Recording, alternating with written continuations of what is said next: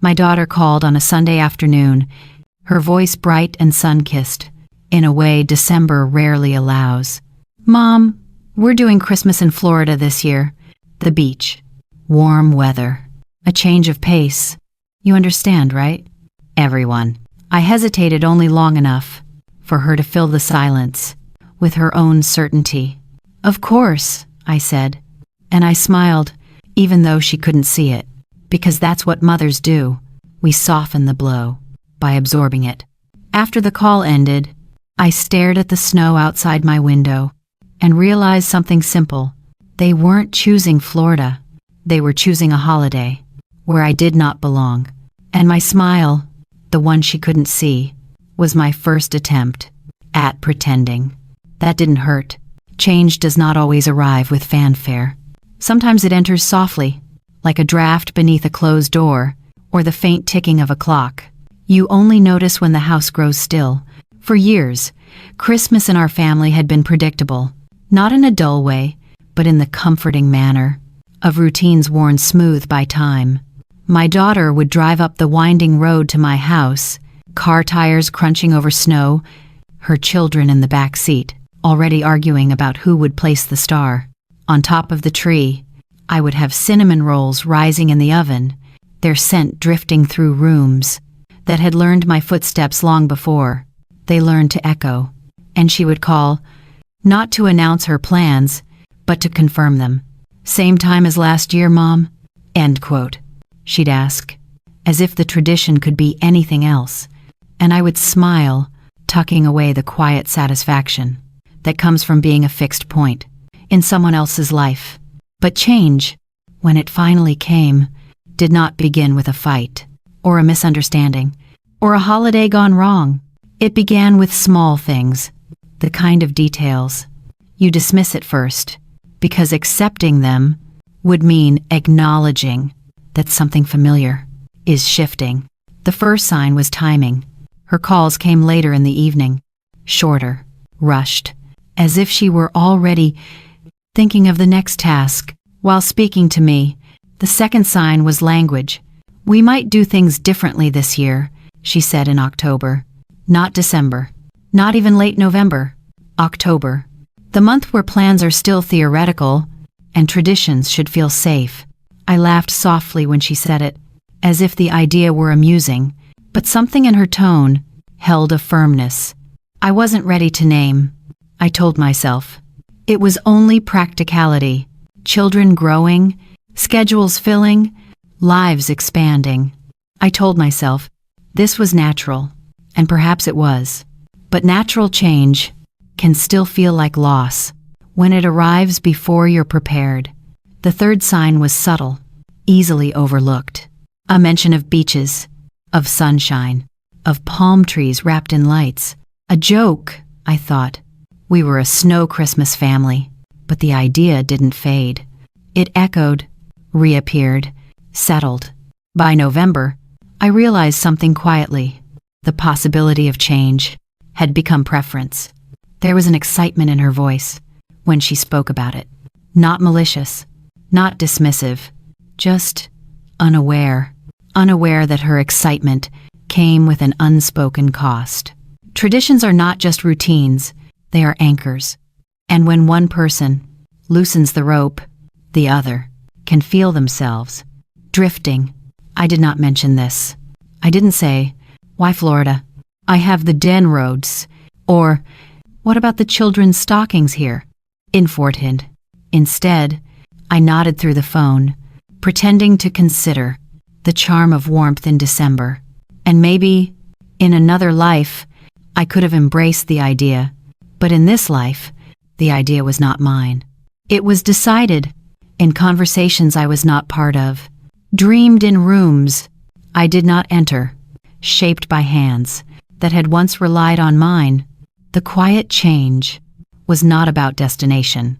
It was about distance, not miles, but meaning. A mother knows, long before the words are spoken, long before plans are formed, long before the call arrives, that makes everything clear. We sense when we are being moved from center to edge. We sense When traditions become negotiable, we sense when our presence is no longer assumed, but optional. And we learn, in that quiet shift, that the most painful changes do not shatter. They erode, they soften edges instead of breaking them. They fade familiarity instead of demolishing it. And somehow, that softness hurts more, because it gives you no single moment to blame, no clear point where everything changed. It just slips in, a little at a time. One late call, one shorter conversation, one tentative suggestion for something new. Next times.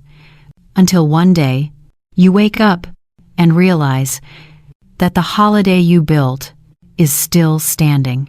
But you are no longer standing at its center. You are watching it. From the doorway, quietly, politely, carefully pretending that the distance does not sting. And that was when I understood something important. Change does not need permission. It only needs your silence. And I had been silent for a long time. Announcements are a peculiar thing. We imagine them grand, shared over family dinners, or whispered with excitement, or delivered with gentle pauses to see how the news lands. But the announcements that change a life rarely happen that way. They arrive casually, almost carelessly, as if the person speaking doesn't realize they are shifting the ground beneath your feet. My daughter's announcement came on a Thursday evening. I remember the day, not because anything was special about it, but because it was ordinary. Ordinary days make the deepest cuts. She called while making dinner. I could hear the clatter of pans, a child asking for water, another asking for Wi-Fi. Her voice was distracted, not cold, just occupied. "Mom," she said, almost as an afterthought, "we've booked a place in Florida for Christmas." It's no build-up, no explanation, no invitation, just a statement. As if this were a detail I already knew, as if this decision included me in its formation. I waited for more. A sentence, a clause, a breath that might suggest she had considered my place in this new plan. Instead, she added, "It's right by the beach. The kids are excited. It'll be warm. Something different, you know?" End quote. Different. A small word, with a long shadow. She spoke about warm sand, and palm trees wrapped in lights, and restaurants that served seafood instead of ham. I pictured strangers dining together, tourists wearing sweaters, over swimsuits, children posing with Santa, in sunglasses. I listened. I nodded. I smiled. And all the while, I searched for the part of the announcement that would assure me I had a place in this different vision. It didn't come, so I asked carefully, "When did you decide this?" "I've no." "Oh," she said, "we've been thinking about it for weeks. We booked yesterday. I meant to tell you sooner. Tellian day. Weeks. Weeks of conversations. I wasn't part of. Weeks of excitement I did not witness. Weeks of planning that never paused long enough to consider my presence or my feelings. I realized then that the call was not an invitation. It was notification. A courtesy, perhaps. A formality. A mother should be told where Christmas will be held, even if she will not be there. "It'll be fun," she said, and I could hear the smile in her voice. She believed that single word, fun, could fill the silence. I did not know how to bridge. I asked the only question I could form without sounding wounded. "Who's going?" And to stand, she listed names. Her husband, the children, their friends, another family, with kids the same age. Names, name is, all familiar, all included. My name was conspicuously absent, not omitted, not forgotten, just not relevant to this version of Christmas. And suddenly, it wasn't the distance that hurt. It was the decisiveness, the ease with which she spoke about a holiday that no longer required my presence. "I hope you don't mind," she said finally. A sentence framed as politeness. A sentence that assumes permission I gave her what she expected. I said, "I don't mind," end quote, because saying, "I do mind," would have required explaining a grief she couldn't hear, and because mothers become fluent in the art of self-erasure. After the call ended, I sat with the phone in my hand, long enough for the screen to dim. I replayed her words, looking for something I might have missed. A pause, a hint, a doorway, back into the conversation. There was none. What struck me most was not the trip itself, not Florida, not the beach, not the rental house with a pool and a grill. It was the way she spoke, as if tradition were an object easily replaced, as if the cinnamon rolls, the stockings, the candlelit dinner, the snowflakes, catching on eyelashes, as if all of that belonged to a past that no longer needed a guardian, as if the memories I had held safe were mine alone, not ours. And that is when the ache settled in. My daughter had not changed Christmas. She had changed the assumption that I belonged to it. She did not ask whether I wanted to come. She did not consider how it might feel to be told instead of invited, to be informed instead of included, to be remembered only as an afterthought to a plan already made. Announcements are often mistaken for conversations, but this was not a conversation. It was a conclusion, a door already closed, and I, standing on the other side, said nothing, because the words I needed to speak were heavier than silence. And silence, in that moment, felt like the only thing I could carry without breaking. Silence is often imagined as absence, empty, hollow, void. But the silence I chose was not empty at all. It was dense, heavy, crowded with things I could have said, but didn't.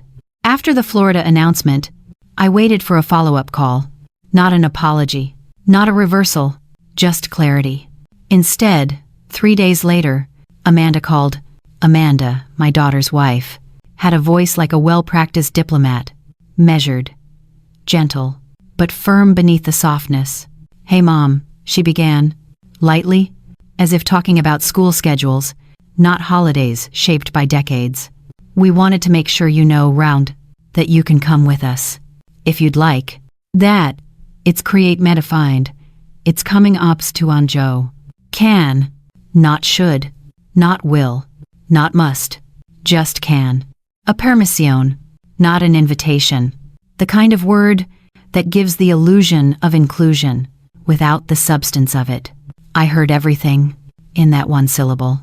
You can come, if you arrange your own plans, if you don't disrupt ours, if you don't expect to be central. Can, instead of must, was the first sign that my presence was optional, and optional is a quieter word for unnecessary. But I smiled through the phone. "That's thoughtful," I said, though we both knew the thought came late. "We didn't want you to feel left out," she added. Left out, as if the omission had been a hypothetical, as if I hadn't already felt the cold space where tradition used to sit. I could have said something then. I could have told the truth. I could have voiced the small sting beneath my polite tone, but I didn't. I chose silence, because silence, in that moment, felt like the only tool I had to keep the conversation from cracking. The peace I tried so hard to maintain was really just a refusal to confront. A week later, we met at their house for dinner. It was a test, I suppose, to see if time had softened things. And I noticed little changes, not loud ones, not intentional, but telling. The plates I used to set for every birthday, every Christmas Eve, the ones with the gold trim, were gone, replaced with white dinnerware from a modern store where minimalism is mistaken for improvement. "They chip too easily," Amanda said when she saw me looking, but they did not chip. I had kept them intact for 30 years. It wasn't about dishes. It was about inheritance, tradition, continuity. And continuity, it seemed, no longer matched their decor. Then I noticed the music. We once played carols, soft piano, old recordings, songs that held the weight of memory. Now, the speaker hummed, with tropical playlists, steel drums, beach beats, holiday lyrics stripped of winter. It was subtle, so subtle, that someone who didn't know us, I wouldn't notice.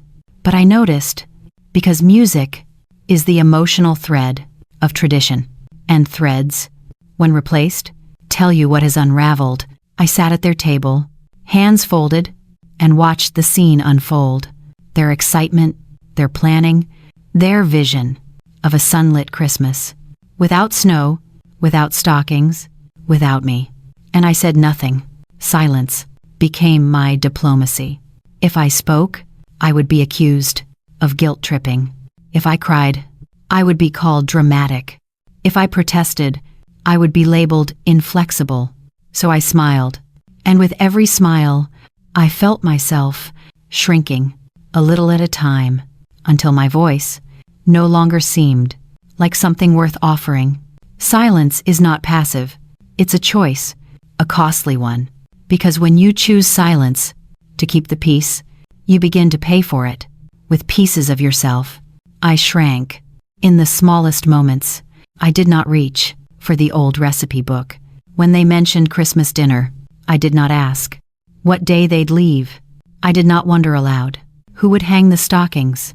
I tucked those questions into the corners of my mind and sat politely as the women I loved built a holiday that did not require me. I told myself silence was noble, that a good mother accepts change gracefully, that maturity means swallowing hurt so that others don't taste bitterness. But silence is not grace when it erases you. And I was erasing myself, one closed mouth at a time, one ignored question at a time, one polite agreement at a time. The hardest moment came when my granddaughter looked up at me and asked, "Grandma, will you be in Florida too?" And to stir exampling, her voice held innocence. "No agenda." And before I could answer, Amanda gently corrected, "Grandma can come, if she wants, but she doesn't have to." End quote. Can. Again, a word that separates obligation from belonging. And in that moment, my granddaughter learned something.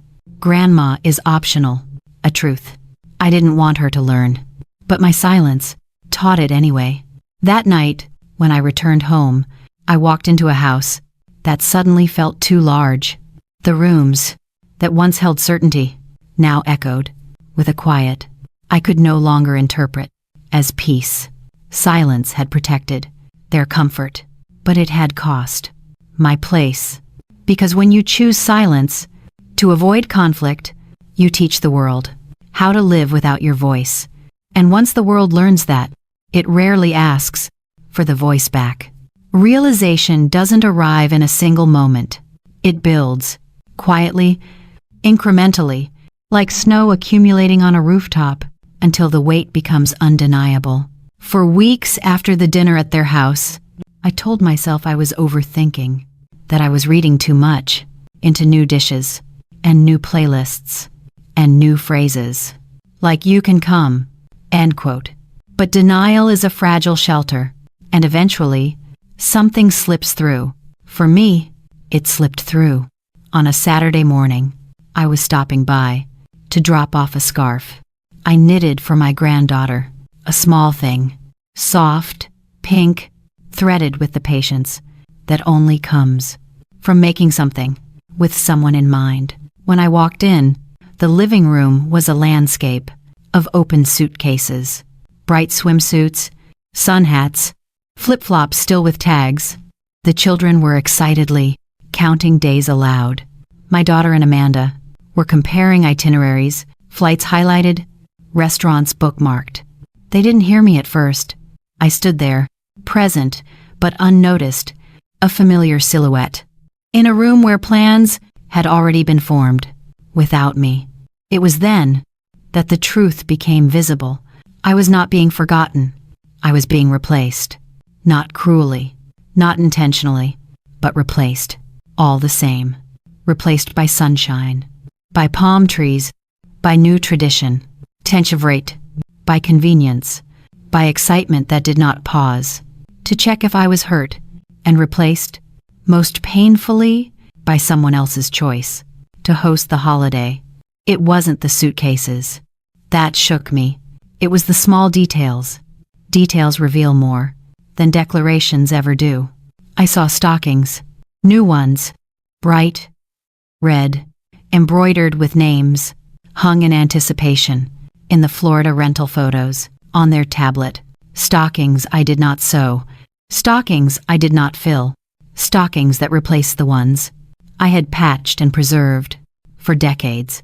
Then came the recipes, not my cinnamon rolls, not my roast. Instead, brunch menus from beach cafes, mimosas, avocado toast, a bakery they described as more modern, in reparist, modern, like the plain white dishes that replaced my gold-trimmed ones. Modern, like the steel drum playlists that replaced old carols. Modern, like a holiday, no longer rooted in home, in me, the children asked, where Santa would come through. The chimney? The door? The rental had neither. Amanda smiled and told them Santa could surf. Everyone laughed. I didn't.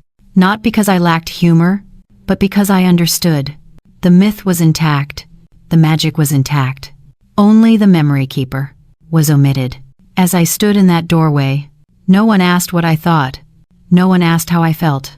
No one looked up long enough to notice that my hands trembled slightly as I placed the scarf on a chair.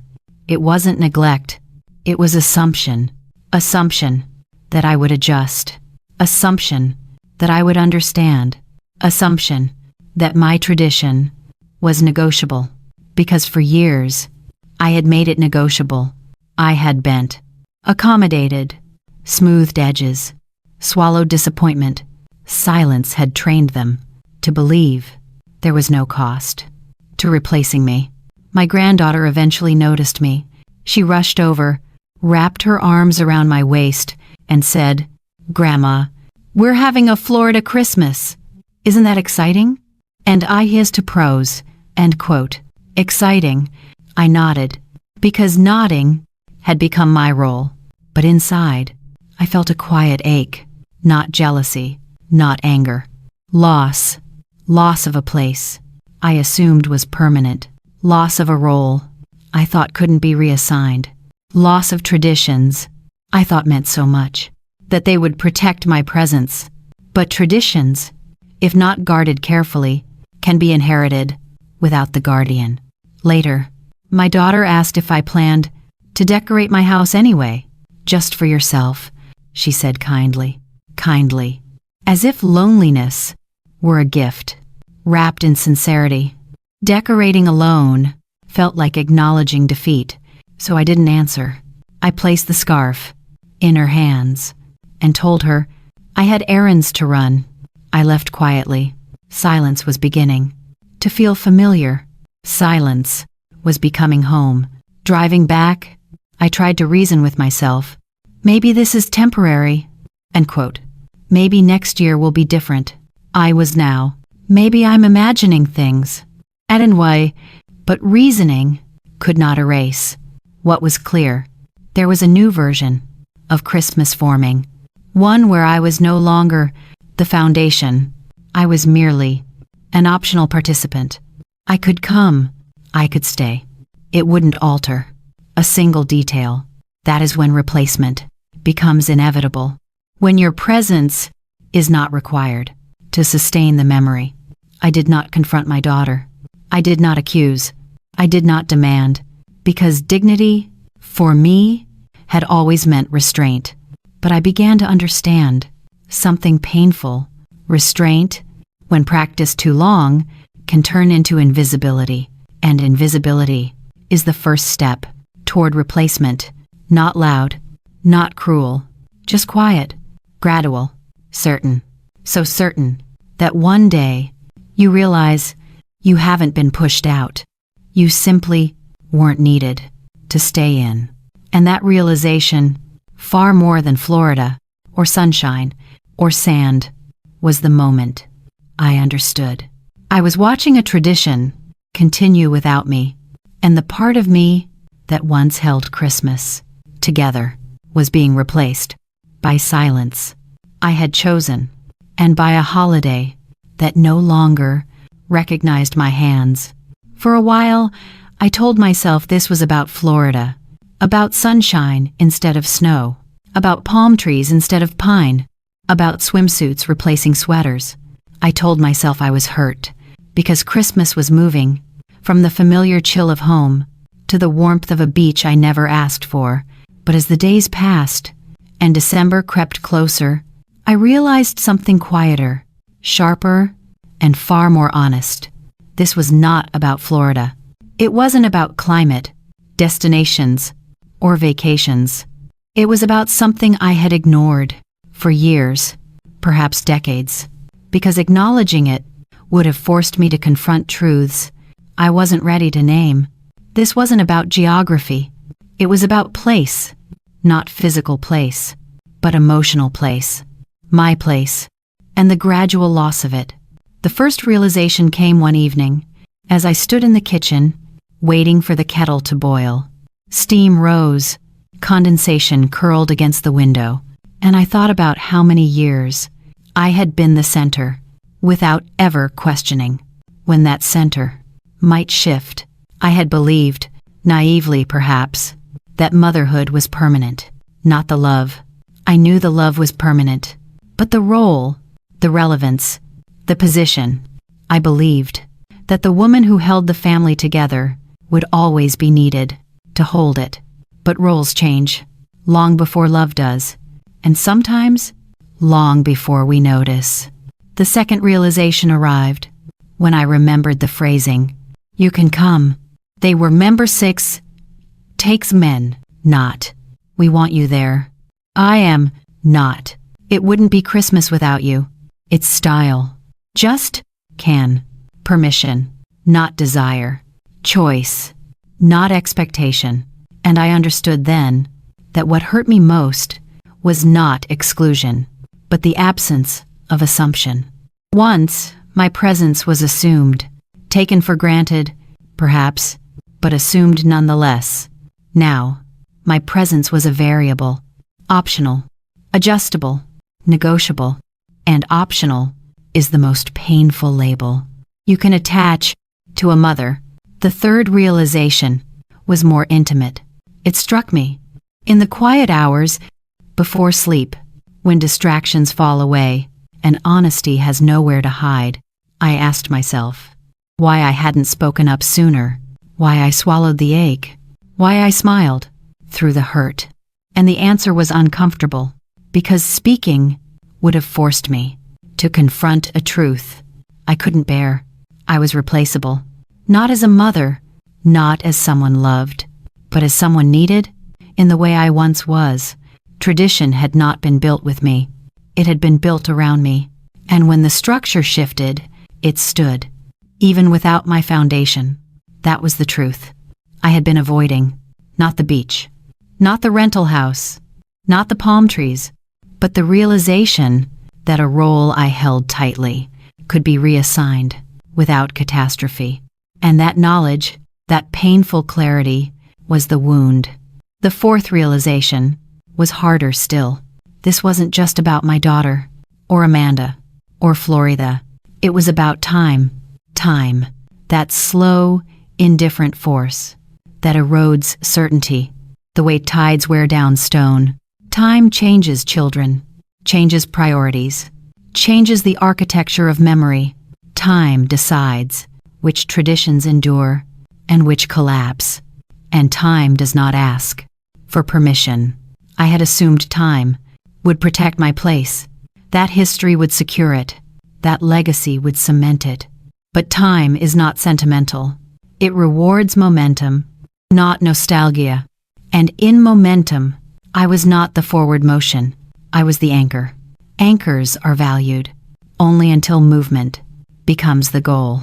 Then they are unfastened, not cruelly, not angrily, just Eventually, the fifth realization, perhaps the most painful of all, was this. I had contributed to my own replacement through silence, through selflessness, through disappearing in the name of peace. I taught them that I had no boundaries, that my feelings could be postponed, that my needs could be minimized. I thought I was being a good mother. I thought sacrifice was synonymous with love, but sacrifice, given endlessly, teaches others to expect absence, and love, when it becomes convenience, loses its reciprocity. I was not replaced only by their choices. I was replaced by my own. I maintained harmony at the cost of visibility, and invisibility is the quietest path to irrelevance. Once I understood this, Florida became symbolic, not the origin of the wound, but the mirror reflecting it. Florida wasn't the betrayal, it was the reveal. It showed me that invitations can sound inclusive while meaning distance, that new traditions can mask displacement, that can come is not the same as must be there.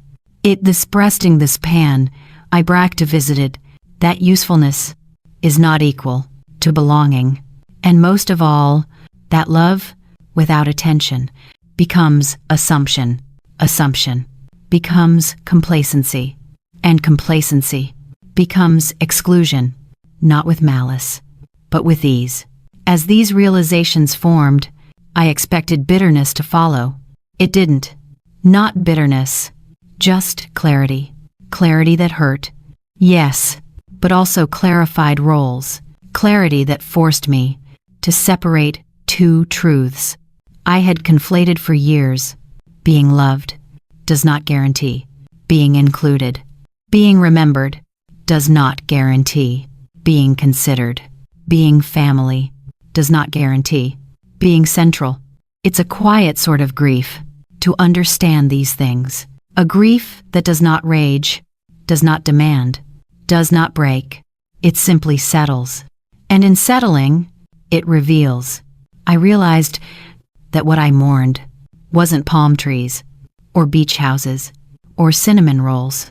Absent from a table in Florida, I mourned a version of motherhood that existed when I was essential, when Christmas needed my hands, when tradition needed my presence, when family, I needed my steadiness. I mourned not the trip, but the shift from needed to optional, from central to peripheral, from given to negotiable. And in this realization, there was an uncomfortable freedom. Because once I accepted that my place was no longer assumed, I no longer had to perform. As if it were, I no longer had to decorate to prove worth. I no longer had to host to secure relevance. I no longer had to sacrifice to maintain equilibrium. I no longer had to bleed to feel included. In seeing what this was really about, I saw something else. Florida had taken nothing from me. It only illuminated what time and silence had already changed. And perhaps beneath the ache, beneath the mourning, beneath the quiet, there was something else forming. Not resolution, not forgiveness, not closure, but recognition.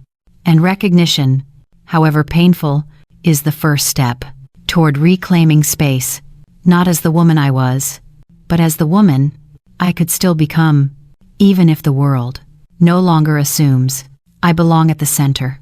Even if Christmas moves without me, even if Florida is chosen again. Because now, I see it clearly. This was never about where Christmas was held. It was about where I stood within it. And clarity, even when it hurts, is still clarity. I didn't feel stronger. Not yet. What I felt first was disorientation, the kind that arrives when something you relied on quietly disappears, and no one explains what you're supposed to do next. The days after Florida didn't hurt the way I expected them to. There was no dramatic collapse, no crying in the shower, no sudden loneliness that demanded attention. Instead, there was space, unmarked, unclaimed, unfamiliar. I woke up one morning and realized no one was waiting for me to respond to anything. No plans to confirm, no questions to answer, no problems to soften. That should have felt like relief. It didn't. It felt like standing in a room after the furniture has been removed. Not empty, but stripped of reference. For years, my days had shape because someone else needed something. Even small needs mattered. They told me where to stand, what mattered first, what could wait. Without them, time felt loose. I drank my coffee slowly, not out of intention, but because nothing hurried me. That unsettled me. I checked my phone, out of habit. Nothing. I checked again. A few minutes later, as if I might have missed something important. I hadn't. The quiet wasn't peaceful. It didn't wrap around me gently. It hovered, as if waiting for me to decide what it meant. I noticed how often I stood up without knowing why, moved from room to room, looking for something that didn't exist anymore, a purpose that had once been assigned. I realized then how much of my identity had been structured around responsiveness, around being available, around being ready. When that disappeared, I didn't suddenly find myself. I lost my orientation. For the first time in decades, I wasn't sure where I fit in my own life. That frightened me, not because I wanted to go back to bleeding, but because I had never learned how to stand without being needed. I drove one afternoon without a destination, not to clear my head, not to escape, just to feel motion. That was when I turned toward the cabin, not as refuge, not as healing, as familiarity. The cabin had always been there, quiet, patient, uninvolved. I hadn't noticed how rarely I went there without a reason. When I arrived, nothing greeted me. No memory surged. No comfort followed. Just stillness. I sat down and waited for something to settle. Nothing did. I understood then. That quiet does not immediately reveal what it gives. Sometimes it only shows you what you were leaning on. I had thought I was strong because I endured, because I adapted, because I absorbed disappointment without complaint. But sitting there, alone with no one expecting anything, I felt something closer to exposure than strength. Who was I when no one needed me to smooth things over? Who was I without the role that had given my days meaning? The cabin didn't answer. It didn't reassure me. It simply existed, and that neutrality felt heavier than obligation ever had. That night, I slept lightly, not from sadness, from alertness, the kind that comes when you realize the structure you lived inside is gone, and you don't yet know what replaces it. In the morning, I stood by the window and watched the light change. I noticed something unsettling. I had spent years waiting for permission. Our permission to rest, permission to decline, permission to matter without labor. Now, that permission was no longer required. I didn't know how to use it. I wasn't relieved. I wasn't free. I was unpracticed. The space I had gained was real, but it wasn't comfortable yet, because space, when unfamiliar, does not feel like abundance. It feels like risk. I locked the cabin door, without thinking of it, as a place I would return to. Not yet. It wasn't sanctuary. It was evidence. Evidence that something in my life had shifted beyond repair, and that whatever came next would require a version of me I had not fully met. I hadn't lost everything, but I had lost direction. And direction, once removed, doesn't announce what replaces it. It leaves you standing still long enough to notice how much of yourself you had postponed for later. Later had arrived, and I didn't yet know what to do with it. The quiet didn't last. I should have known it wouldn't. Silence when it appears suddenly, tends to make other people uncomfortable, not because they miss you, but because they no longer know where to place you. The first call came less than a week after I stopped explaining myself. It wasn't emotional. It wasn't reflective. It was practical. "Mom," my daughter said, "we're leaving earlier than planned. Could you stop by and pick up the mail while we're gone?" End quote. Sayings in frus, she said it lightly, as if nothing had changed, as if my absence had already been absorbed into the shape of their plans. I felt my body react before my mind did, the familiar tightening, the instinct to say yes before thinking. I paused, just long enough to feel the weight of the pause. "I won't be able to," I said. The words felt foreign in my mouth, not sharp, not defensive, just different. There was silence on the other end, not anger, confusion. "Oh," she said finally. "Well, okay. 18. Okay didn't mean okay. It meant recalculating." After we hung up, my hands shook slightly, not from guilt, from unfamiliarity. I had declined without a reason, without softening the no with apology, and I wasn't sure yet what that meant. The second reach came the next day.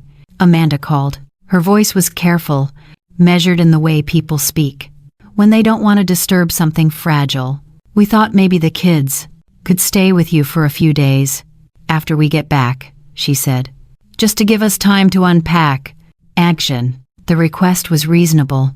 That's what made it dangerous, because it rested on the old assumption that my time was flexible by default, that my presence was a resource.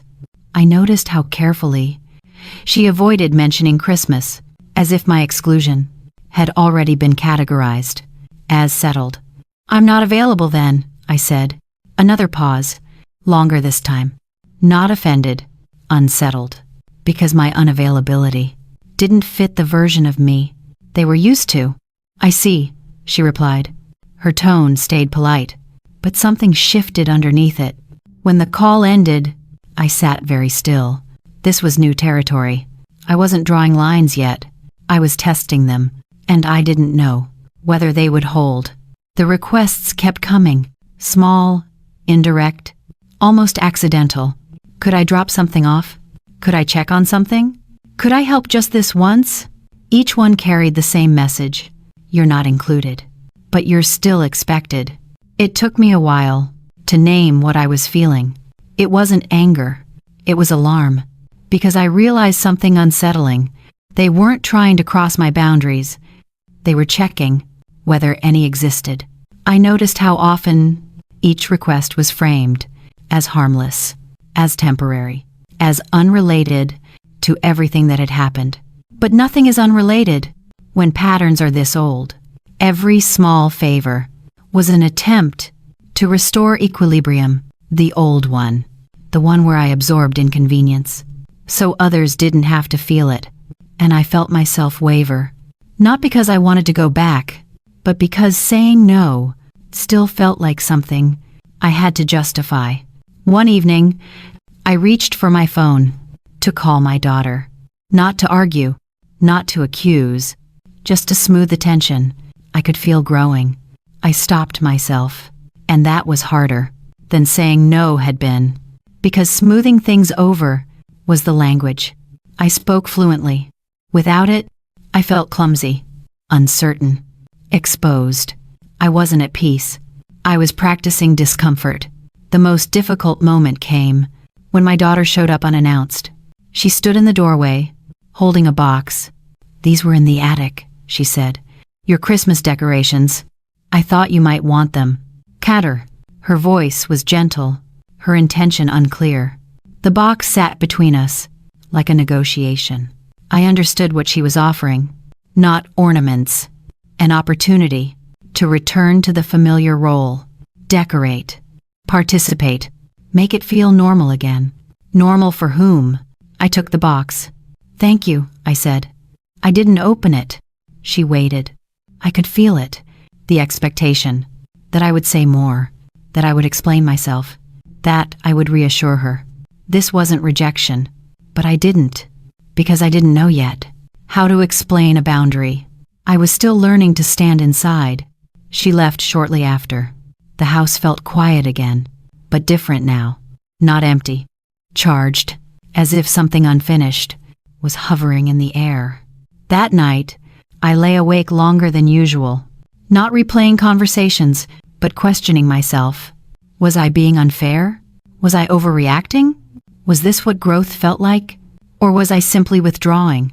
There were no answers yet, only the awareness that the old pattern was no longer automatic, and the new one was not stable. I wasn't guarding peace.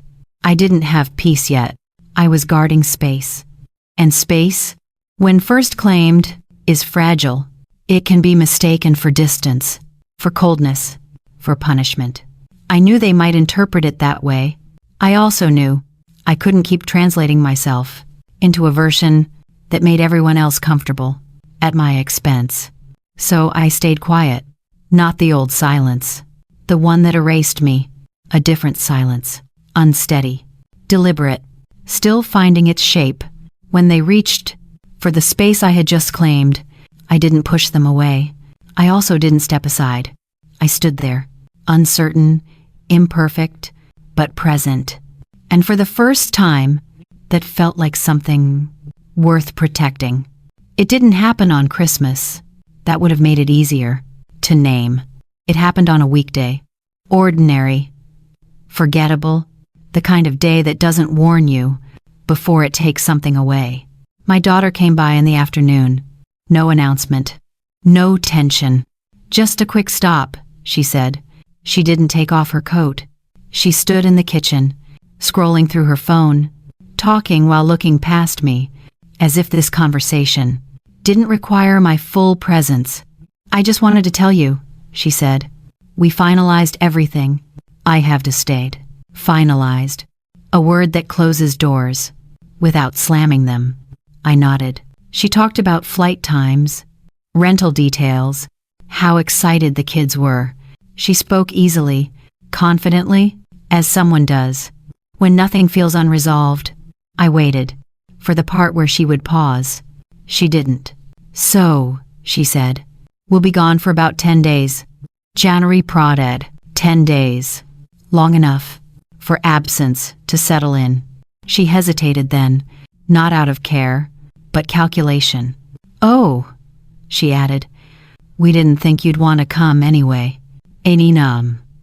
Pressed. There it was. Not spoken sharply, not cruelly, just assumed. The sentence didn't sting. It hollowed. I felt something go quiet inside me. She kept talking. You always say you're fine, she said, and it's a long trip. We figured you'd rather stay home. End quote. Rather. As if this had been a preference. As if exclusion had been framed as choice. I didn't answer. Not because I was offended, but because I suddenly understood. There was nothing to correct. She wasn't misunderstanding me. She was describing the version of me she had learned to expect. The one who doesn't ask. The one who adjusts. The one who doesn't complicate plans. She mistook my silence for agreement. That was familiar. You know how things are now, she said lightly. We're just doing what works best for the kids. Actually, best for the kids. The phrase parents use when something else has already been decided. I watched her as she spoke. My child, so sure she was being reasonable, and I realized something devastating. She didn't think she was excluding me. She thought she was explaining me, explaining why I wasn't included, explaining why it made sense, explaining why I wouldn't mind. You're always so understanding, she added, as if it were praise. That was the moment. Not the Florida trip, not the beach, not the holiday. That sentence, understanding, had become the reason I could be left behind without guilt. Because strong women don't need space. They make space. I felt my throat tighten. I could have said something then. I could have corrected her, told her I did mind, told her I did want to be asked, told her understanding was not the same as not caring. But something stopped me. Not fear. Clarity. I saw, in that instant, how long I had been training her to believe this version of me was complete. How many times I had smiled through disappointment? How many times I had said, "It's fine," when it wasn't? How many times I had made myself easy, and now she believed me. She looked up finally, expecting reassurance. A nod, a soft smile, the usual closing. I gave her nothing. The silence stretched. "You're quiet," she said. "Yes," I replied. She laughed awkwardly. "You don't have to make this weird," she said. Weird, as if my absence was normal, but my silence was not. "I'm not," I said. I meant it. I wasn't making anything weird. I was just no longer fixing it. She checked the time. "I should go," she said. "Still a lot to do." End quote. Of course there was. Life was moving forward. At the door, she paused. "You know we love you," she said. I nodded. "I know," I answered. Love wasn't the question. Presence was. When the door closed, the house didn't feel empty. It felt exposed, as if something I had been holding together, with habit, had finally been set down. That was the day. Everything broke. Not loudly, not dramatically, but completely, because I understood then that I had not been forgotten. I had been accounted for, and excluded anyway. My silence had not protected me. It had defined me. And once defined, I was easy to place aside. That realization didn't hurt immediately. It settled. Slowly, irreversibly. I didn't cry. I didn't rage. I didn't call anyone. I stood in the kitchen and stared at the place where she had been standing. And I knew, with a clarity that frightened me, this wasn't a misunderstanding. It was the result of everything I had allowed to be assumed, and nothing I said now would undo it. Because the damage was not in what she chose. It was in what she believed I would accept, and I had taught her well. That was the day. Everything broke quietly, not the relationship, the illusion. That silence had kept me safe. People speak about sacrifice as if it is noble, as if giving more than you have is the clearest expression of love. And for many years, I believed that. I believed motherhood meant bleeding, quietly, consistently, without complaint. Bleeding for time, bleeding for traditions, bleeding for peace, bleeding for belonging, bleeding until loss felt natural and depletion felt routine. But the moment I stopped bleeding, I began to see the truth. Stopping has a cost too. You do not simply reclaim yourself and walk away unburdened. You lose things. Not all of them bad. Not all of them avoidable. But losses nonetheless. This chapter is not about what I gained. When I stopped bleeding, it is about what I lost. The things I watched fall away when I no longer poured myself into every crack in the family structure to keep it from breaking. The first thing I lost was invisibility. It sounds like a contradiction. To lose invisibility is to be seen, but being seen is not always comfortable. When I bled for everyone, I blended into the background. People did not examine my choices. They did not question my boundaries. They did not confront their own assumptions. There was no friction. There was no accountability. Bleeding made me easy to ignore. But when I stopped, when I said no, however gently, when I declined favors that did not honor reciprocity, when I chose peace over convenience, I was noticed, not applauded, not praised, not yet understood, just noticed. And being noticed is unsettling. When you have spent decades being defined by your ability to absorb blows quietly, I lost the shield of invisibility, and with it, the comfort of silence. The second thing I lost was predictability. Not mine, theirs. People knew who I was when I bled for them. The reliable one, the one who didn't say no, the one who filled gaps and took blame and bore the emotional labor without asking for recognition. When I stopped, Their understanding of me had to shift, and shifts caused discomfort. Suddenly, my actions no longer aligned with their expectations. I wasn't predictable. I wasn't automatic. I wasn't guaranteed. And that frightened them. For years, I had taught them how to treat me. When I stopped playing my role, I could feel the tension of old scripts falling apart. Predictability was lost. Agency was gained. But loss came first. The third thing I lost was control disguised as caretaking. For a long time, I believed being indispensable kept me central.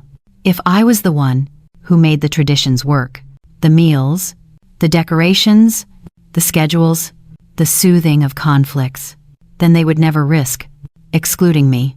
But I see it now. Control was the illusion. Dependence was the trap. Because when people need you for what you do, not for who you are, your relevance becomes conditional. I lost that illusion. When I stopped bleeding, I lost the belief that sacrifice secures loyalty. And losing that illusion was painful, but necessary. The fourth thing I lost was the comfort of martyrdom. Martyrdom carries a dark reward. When you bleed, you can believe you are the victim. You can believe your suffering defines you, that sainthood is earned through exhaustion, that endurance proves love. It gives you a story to cling to, a reason to justify the ache. When I stopped bleeding, I had to confront the uneasy truth. Sometimes I bled, not out of generosity, but out of fear. Fear of losing control, fear of losing relevance, fear of losing love. Letting go of martyrdom meant surrendering the narrative. That sacrifice equals virtue. It meant acknowledging that some wounds were self-inflicted, and that is a loss, a humbling, necessary loss. The fifth thing I lost was the comfort of assumption. When I bled, I didn't have to ask for consideration. I assumed they would give it in return for everything I gave. I assumed my place was secure. I assumed traditions protected me. I assumed love guaranteed inclusion. Stopping forced me to see the world without those assumptions. Not because love disappeared, but because assumptions had camouflaged reality. Losing assumption meant seeing truth. And truth, at first, hurts. The sixth thing I lost was the illusion of permanence. Motherhood feels permanent when your child is 5 and holds your hand. Tradition feels permanent when stockings hang in familiar places. Relevance feels permanent when everyone turns to you for answers. But permanence is a myth. Roles evolve, needs shift, centers move. Stopping the bleed forced me to accept impermanence. I was not the sun around which the family orbited. I was a constellation, visible, meaningful, but no longer dictating orbit.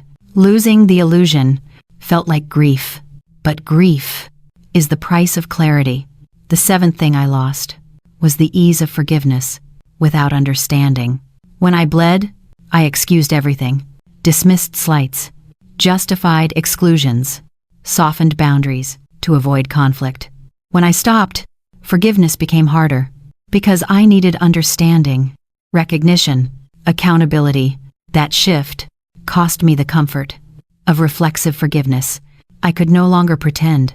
Intention erases impact, and that loss was a marker of growth, but a loss nonetheless. The eighth thing I lost was the illusion that I could never be replaced. I once believed tradition protected me.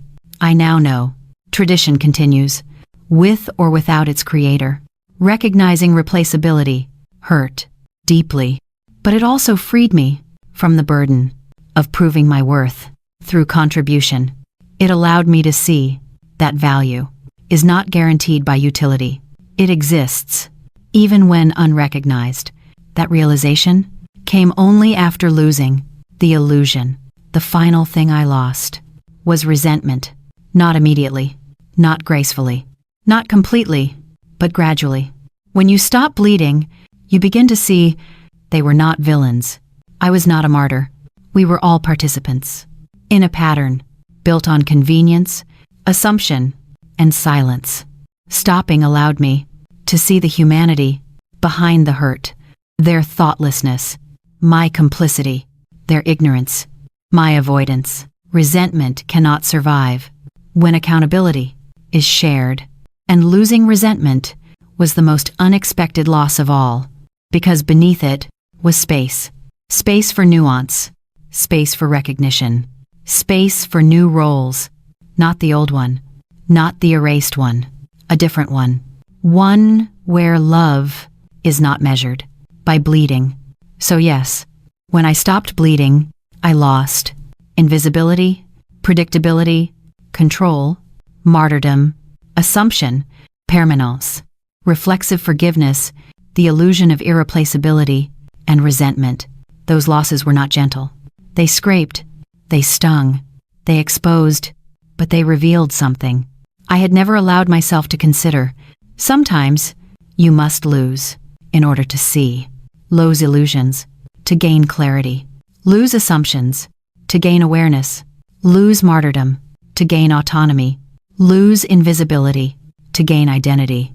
Loss was the cost of stopping, but stopping was the beginning of becoming, and the space left behind by what I lost became room for who I could finally be. Quiet is a strange companion. It arrives softly, not triumphant, not mournful, simply there, like dust settling on a bookshelf, after a room has been left undisturbed. When the bleeding stopped, and the boundaries held, and the holiday passed without me, I expected silence to feel like failure. For so many years, noise was proof of life. Laughter in the kitchen, footsteps rushing down hallways, arguments over traditions, children tugging at my sleeves. Noise meant purpose. Noise meant belonging. Noise meant I mattered. And so, when quiet came, I braced myself for despair. But despair didn't come. Something else did. Not peace. Not yet. Something gentler. A kind of cohabitation between what was and what now is. Living with the quiet after is not about loving it. It's about learning its language. In the first days, quiet felt like loss. I noticed it in familiar routines. The kettle boiling, the hum of the refrigerator, the creak of stairs beneath my feet. Sounds that once blended into the background now had definition. They reminded me that there were no voices to drown them, no conversations to blur them, no footsteps but my own.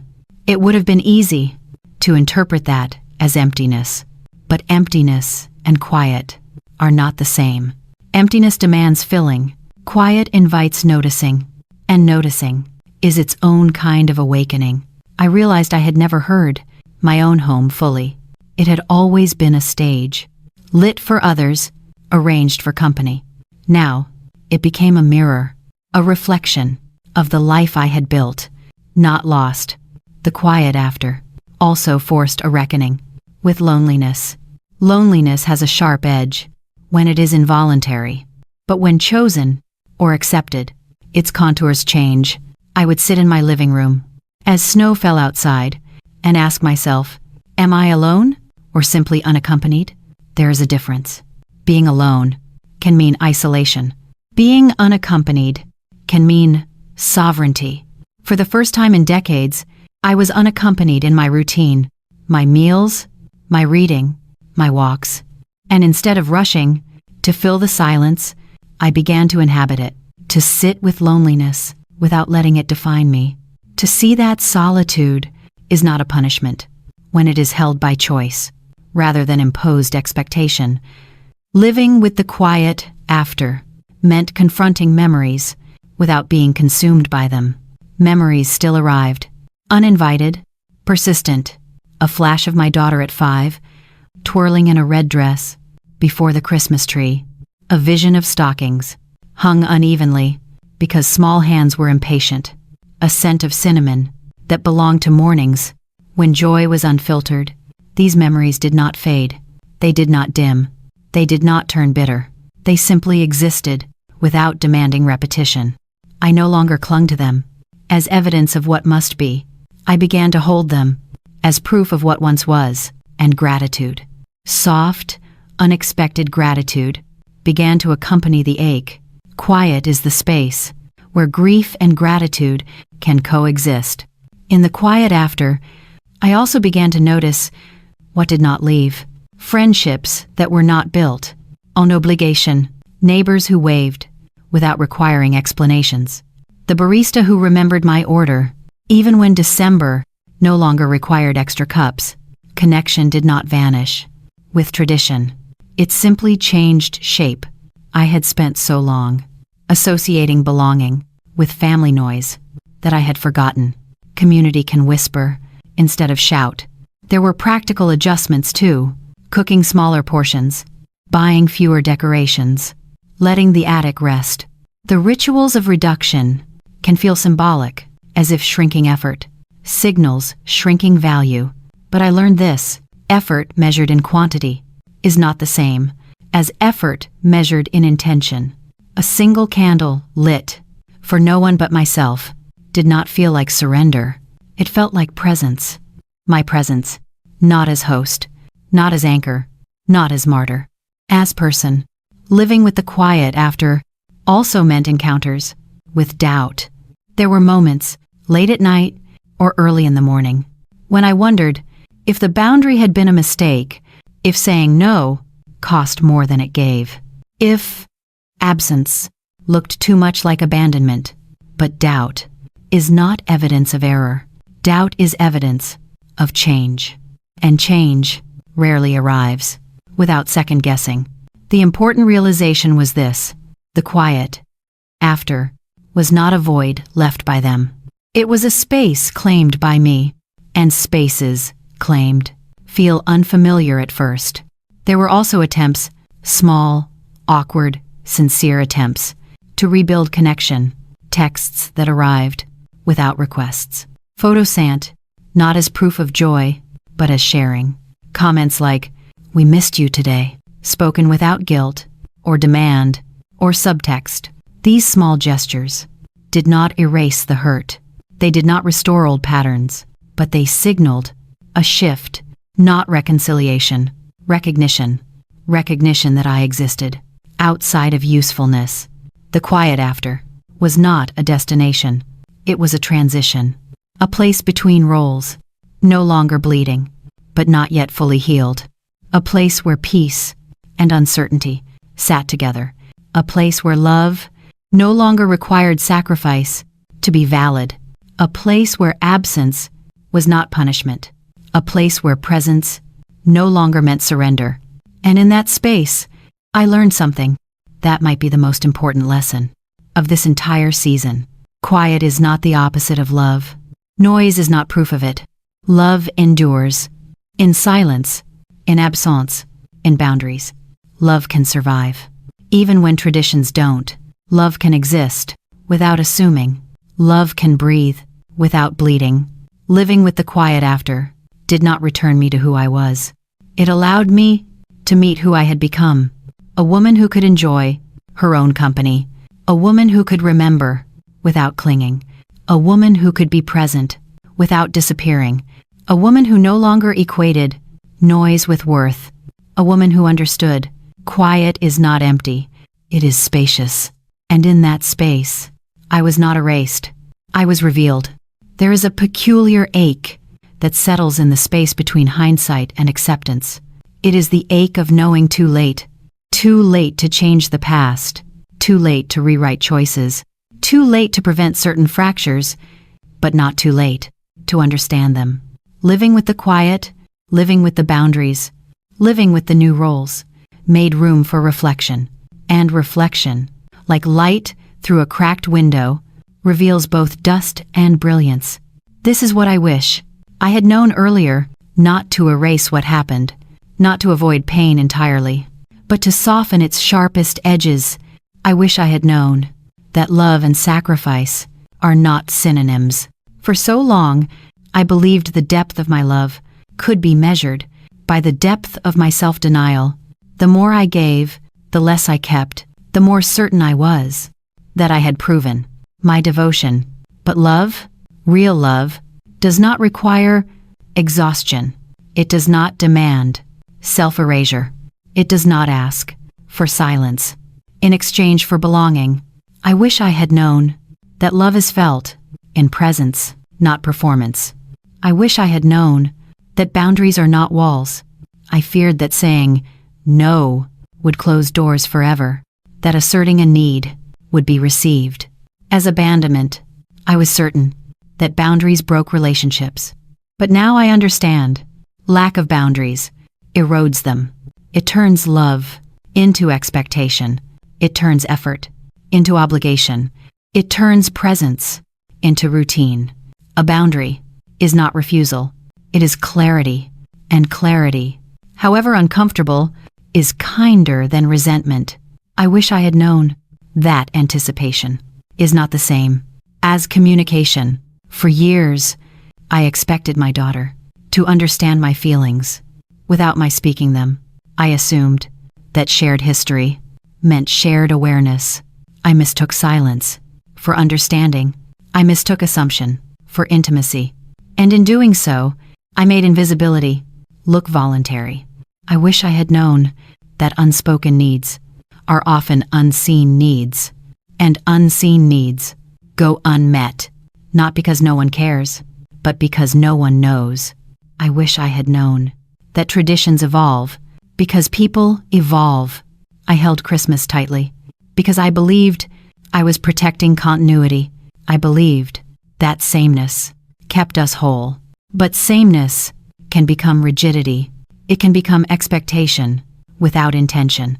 Traditions survive, not because they are repeated, but because they are remembered. Florida did not erase 3 decades of Christmas. It merely marked a new chapter. Tradition is not a fortress. It is a thread.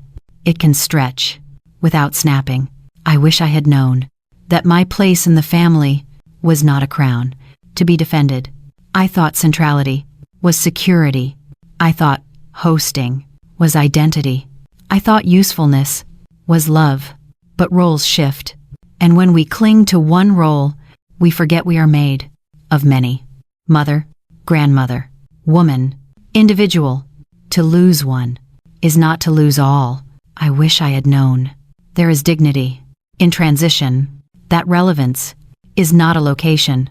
It is a relationship, one that adapts, if we allow it. I wish I had known that silence is not grace. Grace speaks. Grace explains. Grace reveals wound without weapon. My silence, though polite, though gentle, was not grace. It was fear. Fear of conflict, fear of rejection, fear of change, and fear, dressed as grace, builds resentment. Grace is not the absence of truth. Grace is truth, spoken softly. I wish I had known that forgiveness does not begin with others. It begins with self. Self-forgiveness for staying too long in patterns that hurt. Self-forgiveness for accepting crumbs when I deserved a seat. Self-forgiveness for conflating usefulness with worth. Self-forgiveness for loving imperfectly. Forgiveness does not erase pain. It removes its anchor. I wish I had known that being irreplaceable is not the goal. Irreplaceable means indispensable. Indispensable means trapped. To be irreplaceable is to be unable to rest. I used to believe my value was proven when no one else could do what I did, but I see now. To be replaceable in tasks does not mean replaceable in love. Love, real love, is not contingent on utility. I wish I had known that loss is not always punishment. Sometimes it is revelation. The pain I felt was not only from what was taken. It was from seeing what had long been fragile. Stopping did not create the cracks. It illuminated them. Loss taught me honesty. Honesty taught me perspective. Perspective taught me compassion. Even for them, even for me. I wish I had known that peace requires practice. Quiet is not intuitive. When noise has defined a lifetime, saying no feels harsh. When yes has been reflex. Being alone feels frightening, when identity has always been relational. Peace felt like emptiness at first, but emptiness became space. Space became possibility, and possibility became mine. But perhaps the greatest thing I wish I had known is this: we cannot prevent what we will learn, no matter how early the lesson arrives. Some understanding requires living. There are truths we cannot understand until we ache. There are boundaries we cannot draw until we break. There are identities we cannot reclaim until we lose the ones we outgrew, and maybe knowing earlier would not have changed anything. Maybe the point was not to avoid this season. Maybe the point was to grow through it, to see myself, not only as mother, not only as host, not only as tradition keeper, but as a woman with worth beyond expectation. A woman who could stop bleeding without ceasing to love. A woman who could be alone without being forgotten. A woman who could shift without disappearing. A woman who could choose, not just endure. That is what I wish I had known earlier, not to change the ending, but to recognize the beginning hidden inside it. If you're listening to this, I want you to know something I didn't understand. During the moment of exclusion, during the quiet ache, during the unraveling of traditions I once believed were immovable, I want you to hear this, not as advice.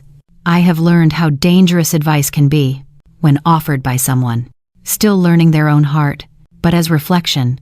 Reflection is all I can offer, honestly, because this story, my story, was never about winning, or proving a point, or reclaiming what was taken.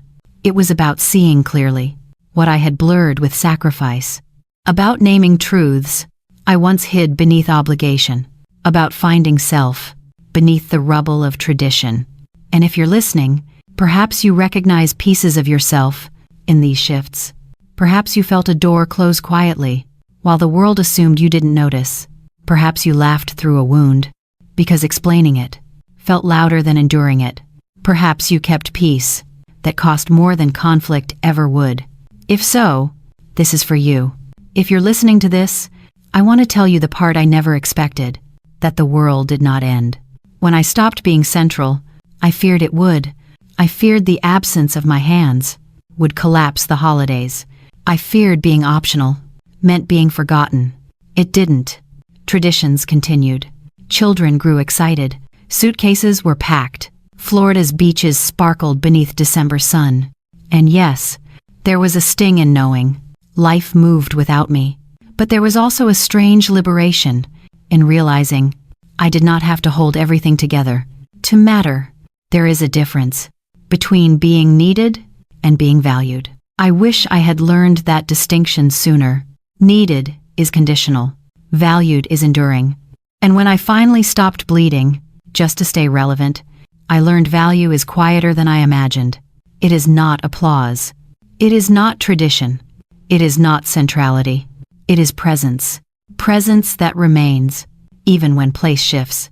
If you're listening to this, you may believe you are too late to set boundaries, too late to change roles, too late to ask for consideration, too late to claim rest without guilt. But late is not the same as lost. Some lessons arrive only after the ache has softened enough to hold them without shattering. We do not understand resilience until fragility forces us to. We do not understand boundaries until silence fails us. We do not understand love until it demands honesty instead of martyrdom. And we do not understand ourselves until the version we performed falls away. Late is not failure. Late is arrival. If you're listening to this, you might wonder whether the hurt ever disappears. No, it doesn't disappear, but it changes shape. It becomes memory instead of identity. It becomes caution instead of bitterness. It becomes wisdom instead of wound. Pain does not evaporate. It integrates. And in integration, we gain language for what we once only felt. We learn to say, with steadiness, not shame, This mattered to me. Thanks for watching. This hurt me. In effect, this changed me. And those sentences become a bridge between the life we held and the life we are building now. If you're listening to this, I want you to set aside the temptation to draw conclusions. Stories like mine do not end with revelations that fix everything. No phone call restores decades. No holiday undoes habits. No apology rewrites omission. Closure is a word that sounds peaceful, but often silences complexity. There is no closure here. There is only continuation. My daughter is still learning what I could not say earlier. I am still learning what I should not have assumed. We are both learning to meet one another in a space that neither of us knew how to build. When tradition dictated our proximity, some days we inch closer. Other days we step back. That is not failure. It is navigation. It is what relationships look like when they are honest instead of expected. If you're listening to this, I want you to understand something critical. Quiet is not surrender. Quiet is the pause between who you were and who you are becoming. Quiet is the breath between reaction and recognition. Quiet is the space where dignity whispers what pride shouts over. In the quiet, I learned I could be alone without being abandoned. I learned I could love without disappearing. I learned I could release traditions without releasing history. Quiet did not erase me. Quiet revealed me. If you're listening to this and you have ever been excluded from a holiday, from a decision, from a role, I want you to hear this. It was not a measurement of your worth. It was not the universe assigning you value. It was not love revoked. It was a moment, a painful one, asking you to look inward as urgently as you once looked outward, asking you to discover who you are. When applause stops, when assumptions fall, when noise fades, and what you find may surprise you. Not brokenness, not emptiness, but self, unmediated, unperformed, untranslated. And if you're listening, you are closer to that discovery than you think. There is one more thing I need to say.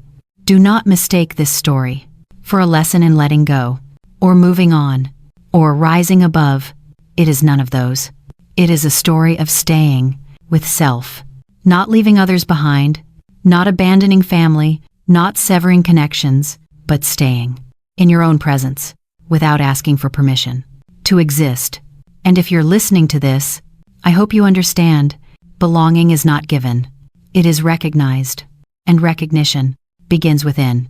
If you are listening, then you are already on the path, not to closure, to clarity, to worth, unattached to utility, to love, unattached to sacrifice, to identity, unattached to role. And that, quiet, imperfect, ongoing, is enough.